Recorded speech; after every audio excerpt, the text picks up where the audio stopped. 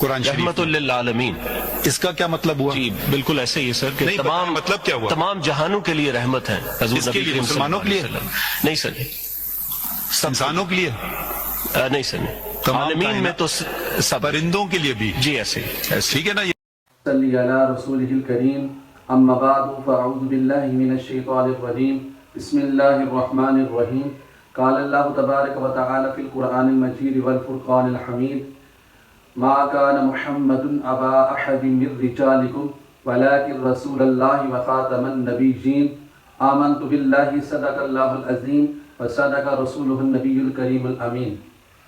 हज़रात ज़ी वक़ात, आपने गुफ्तगू सुनी कि चीफ जस्टिस काजी फ़ाइद ईसा वो गुफ्तगू क्या कर रहा है और कहता है कि कुरान के अंदर अल्लाह तबारक व तआला ने इरशाद फरमाया कि वमा अरसलनाका इल्ला रहमतल लिल आलमीन, कि अल्लाह तबारक व तआला ने नबी करीम सल्लल्लाहु अलैहि वसल्लम को तमाम जहानों के लिए रहमत बना के भेजा है।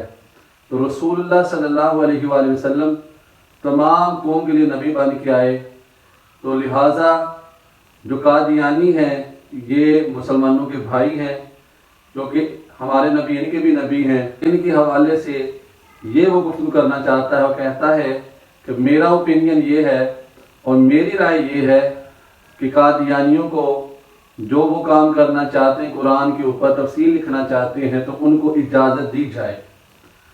हज़रात ज़ी वक़ात, आप देखें कि वो कुरान की आयत पढ़ के तो किस तरीके से इस्लाम पे हमला करवाना चाहता है।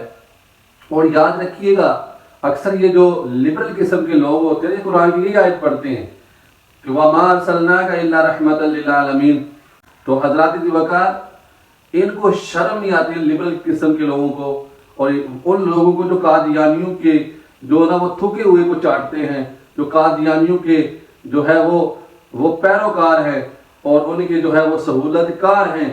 और बड़े ऐसे लोग हैं जो रहते तो पाकिस्तान के अंदर हैं, लेकिन वो बोली और जो तर्जुमानी करते हैं तो वो तर्जुमानी जो है वो कादियानियों की करते हैं।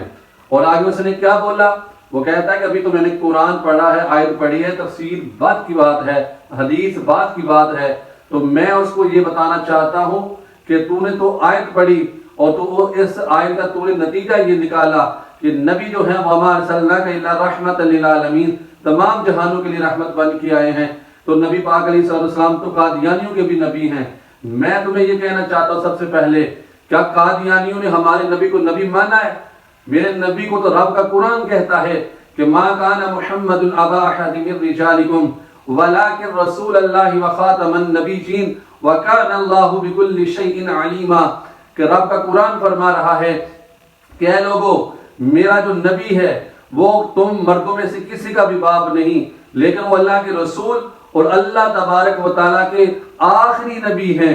तो हज़रत ज़ी वक़ात, कुरान ये कहता है, मेरे नबी का फरमान ये कहता है, मेरे आका अलैहिस्सलातु वस्सलाम ने इरशाद फरमाया कि अना खातमुन ला नबिय्य बादी, कि लोगों में आखिरी नबी हूँ, मेरे बाद कोई नबी नहीं आएगा। लेकिन ये जो कादियानी है, जो मिर्ज़ई है, जो अपने आप को अहमदी मुसलमान डिक्लेयर करते हैं, तो कहते हैं हम मुसलमान हैं, लेकिन इनका अकीदा चेक करें, इनका अकीदा क्या है? इनके बच्चे बच्चे का ये अकीदा है कि हमारा जो आखिरी नबी है, कादियानियों का जो आखिरी नबी है, वो रसूलुल्लाह नहीं, वो मोहम्मद रसूलुल्लाह नहीं, बल्कि उन्होंने अपना जो नबी बनाया है वो मिर्जा अहमद कादियानी को बनाया है, वो काने को बनाया है। कुरान कहता है कि आखिरी नबी रसूलुल्लाह हैं। जो नबी को आखिरी नबी नहीं मानता वो काफिर है, वो कुरान का मुनकिर है, वो मेरे रसूलुल्लाह की हदीस का मुनकिर है। लेकिन यहाँ पे जनाबे वाला काजी फ़ाइद ईसा जो है वो कादियानियों को जो है वो सपोर्ट कर रहा है और कहता है कि कादियानी जो है वो भी कुरान की तफसीर लिखें, वो भी कुरान की तशरीह पेश करें। इनकी तफसीर लिखने में कोई मसला नहीं है, इस्लाम पे कोई जो है वो हर्फ नहीं आता। तुझे शर्म आनी चाहिए। और तुम जो है पाकिस्तान के अंदर तुम रह के चीफ जस्टिस हो, तुम मुसलमानों के चीफ जस्टिस हो, और तुम जो है बोली और तर्जुमानी किसकी कर रहे हो? कादियानियों की। और तुम ये कहते हो कुरान की तफसीर जो है वो कादियानी लिख सकता है, किस तरह वो लिख सकता है? उनका तो हमारे नबी पे ईमान नहीं है, और जो मेरे मुस्तफा के ऊपर ईमान नहीं रखता रसूलुल्लाह का गुस्ताख है। तो मेरे आका की हदीस मुबारक सुनिए। सहीहुल बुखारी के अंदर ये हदीस है। तुम्हें तो हदीस आती कोई नहीं और तुमने वो आयत पढ़ी, उस आयत की तशरीह सुने कि नबी किन के लिए रहमत है और किन के लिए रहमत नहीं है। कादियानियों के लिए मेरे आका रहमत नहीं है। मेरे आका जो रहमत बन के आए हैं वो तमाम जहानों के लिए तब रहमत बने हैं कि जब मेरे आका अलैहिस्सलाम की गुस्ताखी ना की जाए। मेरे आका तो जानवरों के लिए भी नबी बन के आए हैं। मेरे आका तो परिंदों के लिए भी नबी बन के आए हैं। मेरे आका तो दरिंदों के लिए भी नबी हैं। फतह मक्का के दौरान एक सफर पे मेरे आका अलैहिस्सलाम ने देखा कि मेरे आका फतह मक्का के लिए जा रहे थे, तो रास्ते में एक मकाम पे क्या देखा कि एक जो कुतिया है उसने अपने बच्चे दे रखे हुए थे और वो अपने बच्चों को दूध पिला रही थी। तो मेरे आका अलैहिस्सलाम तो इतने रहमतुल आलमीन हैं। मेरे आका अलैहिस्सलाम ने इरशाद फरमाया अपने सहाबी को और ड्यूटी लगाई, कहा कि यहाँ पे खड़े हो जाओ, वो कि ऐसा ना हो कि इनको अपने पाँव के नीचे दे दे, ये जो है इन बच्चों को मसला ना हो। मेरे आका तो वो रहमतुल आलमीन है। लेकिन याद रखिएगा, याद रखें, ये देखें मेरे आका अलैहिस्सलाम, ये है मेरे आका की रहमत। और वो जो रसूलुल्लाह का गुस्ताख है उसके लिए रहमत नहीं है। अगर जानवर है तो नबी का गुस्ताख नहीं, तो मेरे आका उन्हीं के लिए रहमत बने हैं। लेकिन जो इंसान है लेकिन है मेरे आका का गुस्ताख, मेरे आका उसके लिए रहमत नहीं। तो मेरे आका अलैहिस्सलाम इसी फतह मक्का के लिए मेरे आका अलैहिस्सलाम जब मक्का के करीब आए तो सहाबाए किराम अलैहिमुज़्ज़मान ने अर्ज किया, और ये जो मैं बात करने लगा हूँ हदीस मुबारक है सहीहुल बुखारी की 4286 नंबर ये हदीस का नंबरिंग है। मेरे आका अलैहिस्सलाम के सहाबा अर्ज करते या रसूल अल्लाह सल्लल्लाहु अलैहि वसल्लम, अब्दुल्ला इब्न खतल जो है वो गलाफ़े काबा में छुप गया है। और आपको पता है अब्दुल्ला इब्न खतल कौन था? ये वो था कि जो पहले काफिर था, बाद मेरे आका कलमा पढ़ा, मुसलमान हुआ। मेरे आका ने इसको एक खादिम दिया, उसने मुझे खादिम भी साथ दे ताकि वो मेरे लिए जो है मुझे उठाए, मुझे खाना खिलाए। तो मेरे आका अलैहिस्सलाम ने उसको एक खादिम भी दिया, एक नौकर दिया, एक गुलाम दिया। तो उसने क्या किया कि उस गुलाम को उसने एक मतलब खाना ना दिया तो इसने उसको कत्ल कर दिया। और कत्ल करने के बाद ये मक्के के अंदर वापस आया, मुर्तद हो गया, काफिर हो गया, इस्लाम से जो है वो दूर चला गया।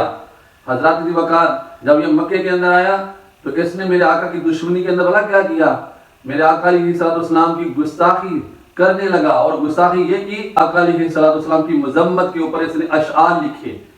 अशआर लिखने के बाद इसकी दो लोंडियां थी, दो बांदियां थी, और उनको कहने लगा कि ये जाओ और तुम ये अशआर पढ़ो मोहम्मद रसूलुल्लाह के खिलाफ, मोहम्मद रसूलुल्लाह की तौहीन करो, नाऊज़ बिल्लाहि मिन ज़ालिक, नकल कुफर कुफर नबाशत, हमारे मुंह में तो ऐसी जुबान ही नहीं है।